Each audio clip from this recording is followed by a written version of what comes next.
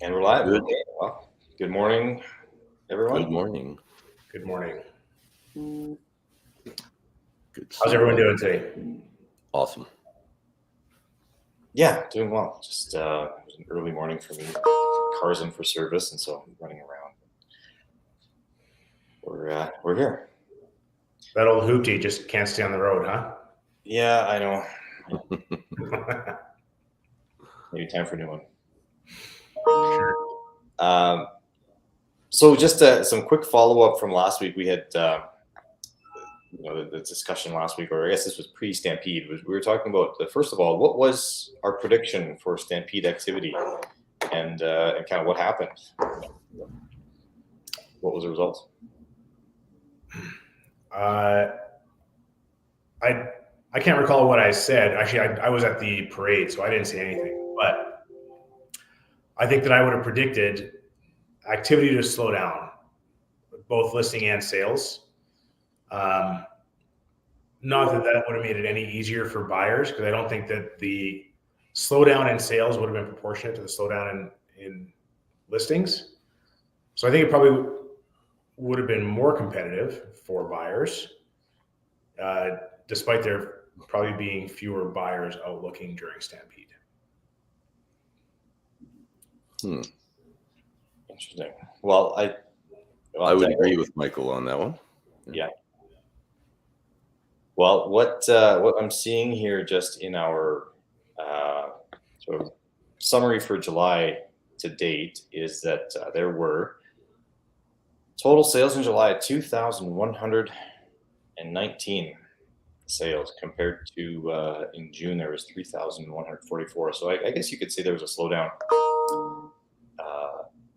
July compared to June. The month's not over yet, but yeah, I would suggest that's going to be a bit of a slowdown. Compared to last year, though, we're up 16% in total sales. I mean, don't we always go through that summer doldrums?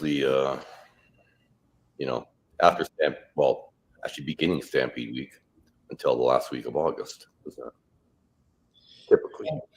Yeah, kind of feels that way. That people tend to get out of town and there's less activity. So yeah, that's Calgary. Yeah, but yeah, I guess the listings up from last year over the same period, and number of listings is down 35%, 36%. So the same story that we're seeing all year. I guess we're still limited inventory. Sales are still strong, and we might need to give it a bit of time, maybe through the end of August, for that to change, and maybe reassess what the market looks like. But still a seller's market today. So does it sound like I was maybe right that there were fewer listings, less activity, but still more sales? I think so. Yeah. I'll have to say it. Yeah, Michael, you were right.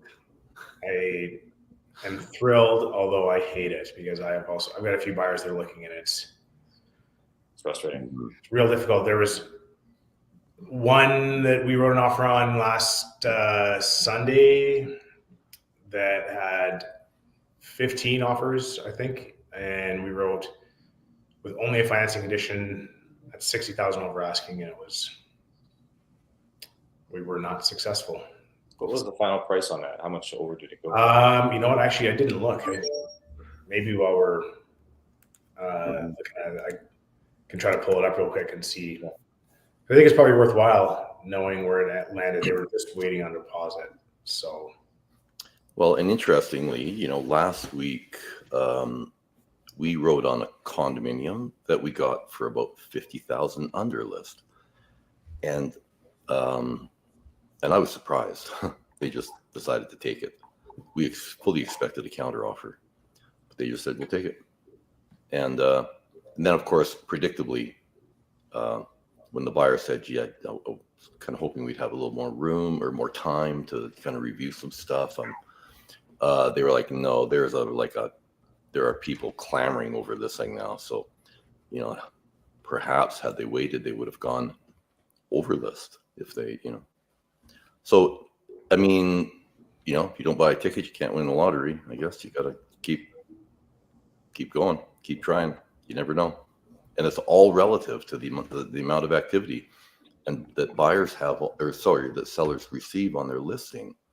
It's really a moving target. I think I'll say this, we revised sort of the information.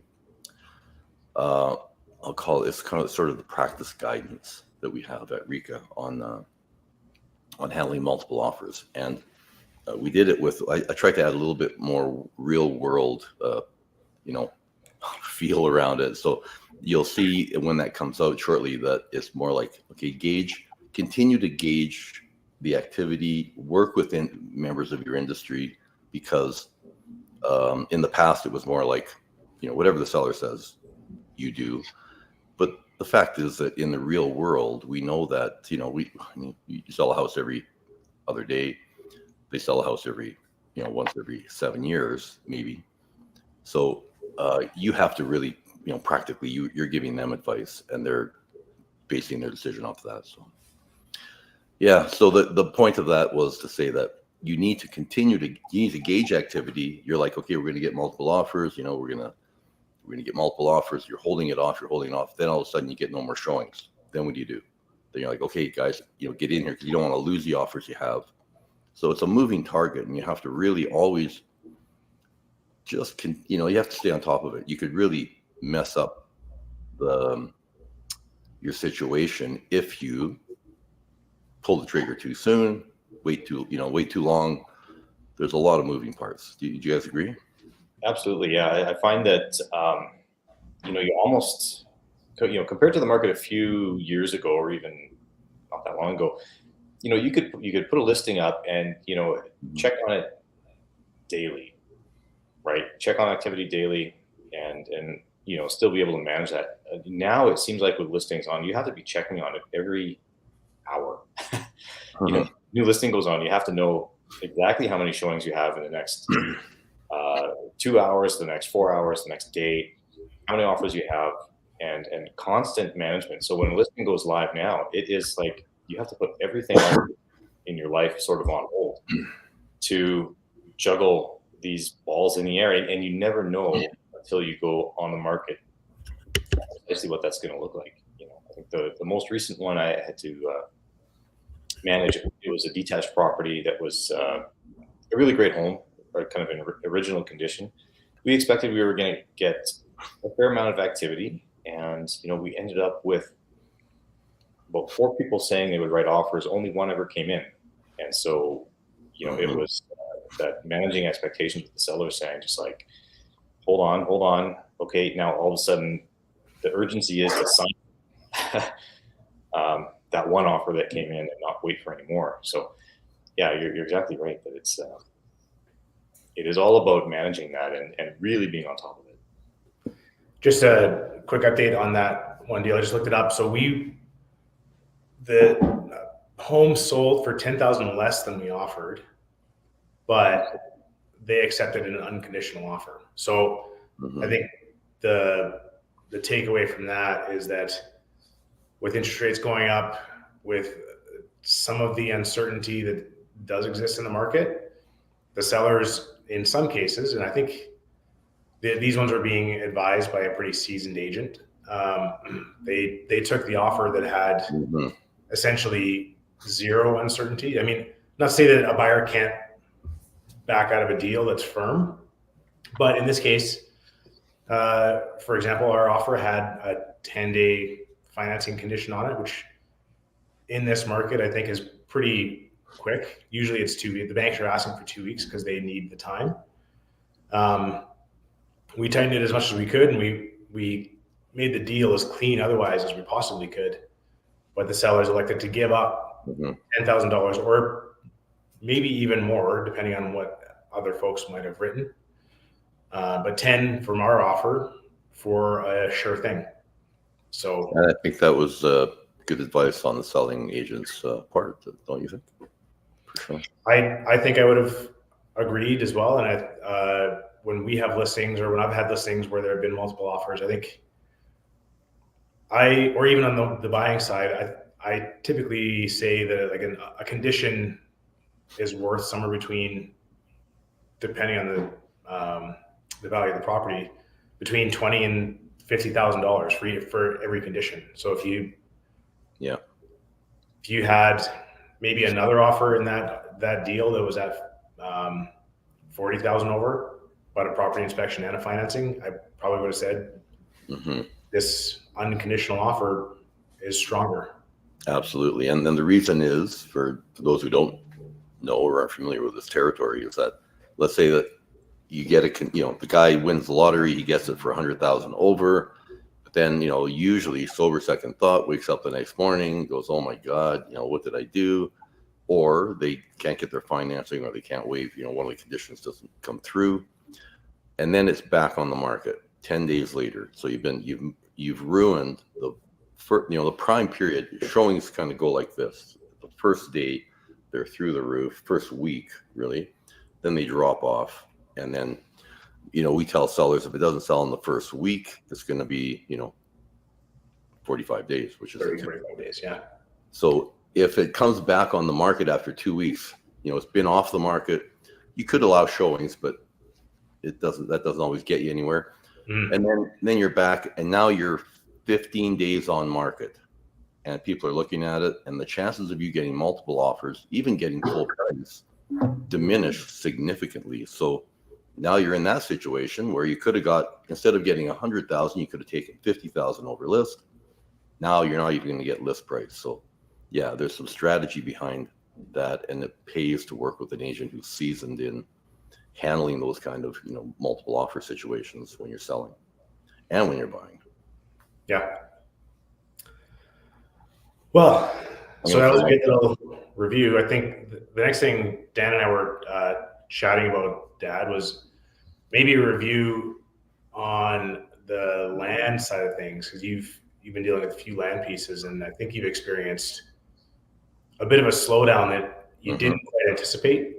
I think earlier in the year you were anticipating something of a robust year for land sales, and at least on the few that we've been working on, that hasn't quite materialized in the way we expected it. Do you want to touch on that or flesh that out? Well, I think the challenge has been that developers, first of all, developers have to see some prospect in future sales, and so they haven't been able. I guess it's been challenging. We've had several deals fall apart because they really didn't give us a lot of rationale other than say the absorption rate wasn't quite there that they thought. So we don't have the problem with Calgary is we don't have a track record of like really bolsterous sales over the last 5-7 years, whatever. Like it's only been recently, and then so guys that are developing have to see that track record and to get enthusiastic about the future. And although we are very enthusiastic about the future, and I think you should be in Calgary, they kind of want a proven track record. So the buyers that we're getting are often out of town buyers, and they don't know the Calgary market as well, so they're cautious. It's all brand new. So although they get very enthusiastic at the beginning, they want to take a chance. They see Calgary as the mecca, and they should. Everybody coming from Toronto, Vancouver, again, they get sober second thoughts. We've had deals on land that have fallen, three or four deals on large parcels of land that have fallen apart at the last day for no good reason. So that's a bit frustrating. And I'll repeat, for no good reason. Like these parcels should be gone. And there's some buys there. Yeah. There seems to be a lot of opportunity, I think, still in the Calgary market, and I think you're right. We just maybe need a bit more time to cement that, where the market's headed for these out of town buyers. So yeah, the track record, but of course, if we had like a year or two of really hot sales and a predictable future, of course, the price wouldn't be what it is. So developers have to have a little bit of foresight. They have to have a little bit of risk tolerance to take that on, and step up. And maybe they should call Michael, because Michael apparently has this knack of predicting the future. So my range is limited to 2 weeks though, so it's during Stampede. yeah. I maybe I was in a fugue state during the my prediction there. So Yeah. Well, I wanted to talk about one thing. I had a great conversation with a past client yesterday, just about what it looks like to rent versus buy a condo today, and kind of what the market's doing in both of those areas with respect to renting and buying. So, if you look at what rents are doing in a downtown apartment, I would say 1-bedroom downtown apartment right now, and I was told yesterday, is about going around $2,000 per month for rent. Unfurnished? Unfurnished, yeah. In a relatively new building, so lots of nice finishings and amenities. But if you're using that as a benchmark for a 1-bedroom apartment, I would say that the purchase price for a similar type of unit is probably in the 3 to 350 range, 350,000 or under. And we had sold one recently for 300,000, so maybe we'll use that as an example for this discussion. So, if you're putting 20% down on a condo of the purchase price of 320, so your mortgage is 240. The monthly payment on that is 1,400. Your taxes might be another 150 on top of that. So 1,550 plus a condo fee of, say, 350. You're paying $2,000 a month to own versus rent. And I think it's been quite a while in Calgary that math has gone that way, or it might even be more favorable to own these days than rent, in terms of just monthly cost. And so it was a really kind of enlightening discussion and calculation that we went through last night. Well, that's interesting, because I'm getting calls saying, for the first time in a while, yeah, we're renting, but it's getting too expensive to rent. So we might look at buying. Yeah. So that's kind of a switch, isn't it? It is, yeah. And I think that it's, I suspect, these are my thoughts on why the rental market is as strong as it is. We have a lot of people moving to Calgary, nationally and internationally. We have a foreign buyer ban, right? And that's impacting a lot of people's ability to simply buy a house, whether they have the money or not. They're forced into the rental pool. So that's one factor where there's more people in the rental pool than in the buyer pool potentially, combined with a lot of people that are maybe younger, if you want to call them like the younger millennials, or the next generation call, I don't remember. People graduating university now and getting their first job. The cost to purchase is simply, just to save up 20%, to save up 60 grand, to be able to afford that $300,000 purchase. It's hard to do. It's going to take some time. So those people are in the rental pool and maybe don't have a hope of escaping the rental pool in the near future. So that rental pool, and so they can charge $2,000 a month or more, and it's becoming more and more costly to rent compared to buy. So we kind of ended our discussion yesterday saying, it seems like a good time to buy. Especially if you're renting right now, it's a good time to buy in whatever sector you can afford. So, I don't know. Any thoughts on what might be causing the rental market, or any other additional factors in the rental market, or the timing? Do we have a limited window for that to make sense? I'm wondering about the only builds in Calgary for the last, I'm going to say, like at least five years, have been purpose-built rentals, and they have been built with cheap CMHC money, often like below 1%, in some cases I've heard. So these things made sense. Now, my fear was always that these were purpose-built rentals, but there's parameters around that, around the CMHC financing. But soon, those properties could come to market. So there's a built-up supply of shadow inventory sitting out there, that when the demand for condos comes back, and it appears to be coming back slowly, but it is coming back, then when the demand for that comes back, then and the price of condos rises, then we'll see these start to come to market. So right now the demand for rentals is good, but when that starts to go the other way, and the demand for sales outpace the demand for rentals, perhaps we'll see this come to market, and then it'll level out again because we'll flood the market with supply. Those are my thoughts. Yeah, that's a very valid point, that there is that shadow inventory that could come to market. Now, I don't know if those CMHC financing rates are locked in. I don't know how long term they are, but maybe the high interest rate market that we're in today could prolong that. I mean, maybe the rates are high, rental rates are high, financing's cheap. Maybe they keep those as rentals, and ride that out until it makes more sense to take more loans out. Mm-hmm.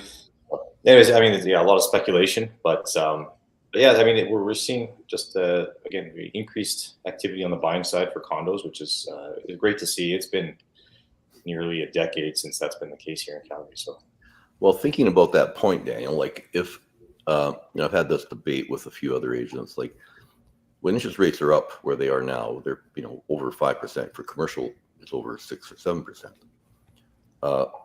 When the interest rates are that high, the cap rate has got to be higher, right? So if you're into an investment, and a lot of these large REITs are into these investments for, they were built at arguably around 4 cap rate, and they could do that when they had financing, positive leverage at sub 2%. So that made sense now. But now with interest rates that high, you're quite right. When the interest rate, when the terms come due on those, it's going to be a different world. And I just, I guess it's more of a question than a comment. But what's going to happen? What happens when interest rates, when the cap rate is this high? Does it change the valuation on these on their return that they're getting on the rentals? And is it going to force them to put them on the market? I don't know. It's possible, yeah. The rental rates have increased maybe 20%, and interest rates have increased 100%. So four times, yeah. How does that change their calculations? So that's beyond my scope of understanding, but it's certainly a question. Yeah, I think that's all we had on our agenda for sort of real estate issues. Maybe just touching on some personal things. We talked about Threads last time. This is the new Meta product that's come out to compete with Twitter, and Twitter is no longer, so compete with X. I don't know, anybody on that yet either? No way. I don't have the bandwidth for another one. I am not. I only on the periphery heard that Twitter was now X, so I guess I'm a little out of touch on some of the short form communication platforms. I'm not quite tied in. Mm-hmm. Yeah, no, it's well, Twitter is really about the only one that I try to follow somewhat, and the rest of them I don't. But I guess somebody sold their handle, their X handle, or at least it was offered to be bought for a whole lot of money. Elon offered to buy it. I thought I saw a number like 63 million, but holy. Yeah. So I should have grabbed that X handle when it was available. As an early adopter on Twitter, I was an early adopter on Twitter. What was the X handle that was for sale? Just X. The name X. Oh, okay. Yeah. That's right. So. Okay. Well, yeah. No, I'm not on it either. It's a bandwidth issue, and who needs more of that? I don't know. Probably less. Probably less. Yeah. Okay. Well, thanks everyone. Ben? Yeah. Thanks everyone for tuning in. And again, it's summertime, so we may be a little more sporadic than sort of typical season. But I will be on our next live stream. I will be streaming from an exotic location. Tune in to see where. I will not be, but I'll be on my way to a lake the day after. So if anybody can guess which country we'll be in, you get a shout out on YouTube or something. I don't know. Sounds great. okay, thanks everyone, and talk to you soon. Have a great summer. Okay. Bye. Until next time. Bye-bye.